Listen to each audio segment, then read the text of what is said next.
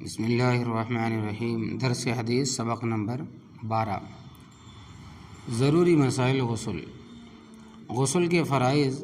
غسل میں 3 چیزیں فرض ہے۔ نمبر 1 اس طرح کلی کرنا کہ سارے منہ میں پانی پہنچ جائے۔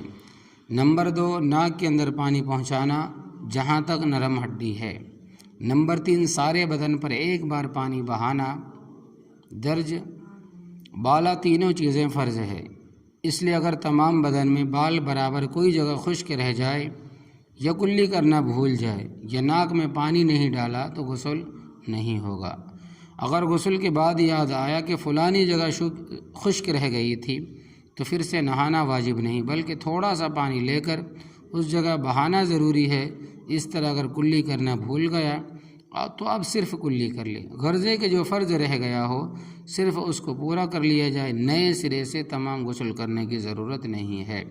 مسئلہ اگر ناخنوں پر ناخن پالش لگی ہوئی ہو تو وضو اور غسل فرض میں اس کو اتار کر وضو اور غسل کرنا واجب ہے۔ ناخن پالش کو اتارے بغیر وضو یا غسل کیا گیا تو وہ وضو اور غسل نہیں ہوگا۔ اس کو اچھی طرح خوب سمجھ لیں۔ غسل کے واجبات: نمبر 1 کلی کرنا، نمبر 2 ناک میں پانی چڑھانا، نمبر 3 مرد کو اپنے گندے ہوئے بالوں کو کھول کر تر کرنا، عورت کو اپنے گندے ہوئے بالوں کو کھول کر تر کرنا، بھگونا۔ ناک کے اندر جو میل ناک کے لعاب سے جم جائے اس کو چھڑا کر اس کے نیچے کی سطح کا دھونا۔ غسل کی سنتیں: نمبر 1 اس طرح نیت کرنا کہ میں نجاست سے پاک ہونے اللہ تبارک و تعالیٰ کے خوشنودی اور ثواب کے لیے نہاتا ہوں، صرف بدن صاف کرنے کی نیت نہ ہو۔ نمبر 2 ترتیب سے غسل کرنا، یعنی پہلے پونچھوں تک دونوں ہاتھ کا دھونا، پھر چھوٹا بڑا استنجا کرنا، پھر نجاست کا دھونا اگر بدن پر لگی ہو، پھر پورا وضو کرنا اور پھر تمام بدن پر پانی بہانا۔ نمبر 3 بسم اللہ کہنا، لباس اتارنے سے پہلے کہنا چاہیے، برہنہ ہو کر کہنا گناہ ہے، یعنی ننگے ہو کر کہنا گناہ ہے۔ نمبر 4 مسواک کرنا۔ نمبر 5 ہاتھ داڑھی پیروں کا 3 مرتبہ خلال کرنا۔ نمبر 6 بدن کو ملنا۔ نمبر 7 بدن کو پے در پہ اس طرح دھونا کہ ایک حصہ خشک نہ ہونے پائے کہ دوسرے حصے کو دھو ڈالے، جبکہ جسم اور ہوا معتدل حالت پر ہو۔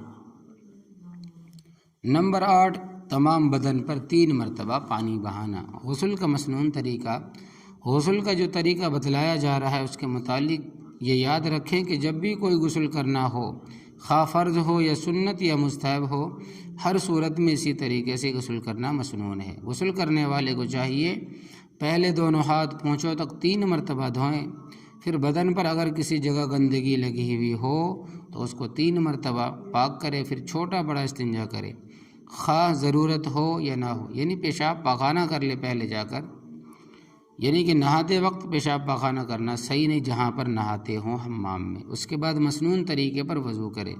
اب پانی پہلے سر پر ڈالے، پھر دائیں کندھے پر، پھر بائیں کندھے پر، اور اتنا پانی ڈالے کہ سر سے پاؤں تک پہنچ جائے اور بدن کو ہاتھوں سے ملے۔ یہ 1 مرتبہ ہوا، اور دوبارہ اسی طرح پانی ڈالے کہ پہلے سر پر، پھر دائیں کندھے پر، پھر بائیں کندھے پر، پھر اسی طرح تیسری مرتبہ پانی سر سے پیر تک بہائے۔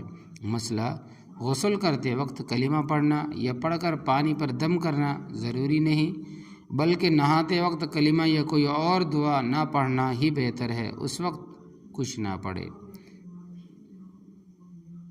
اللہ عمل کی توفیق عطا فرمائے، آمین یا رب العالمین۔ اللہ تبارک و تعالی ہمیں اور ہمارے گھر والوں کو اور بچوں کو یہ بات پہنچانے کی جو میں نے آج درس حدیث سنا ہے، جو جانا ہے، جو پڑھا ہے، گھر والوں تک پہنچنے کی توفیق عطا فرمائے، آمین یا رب العالمین۔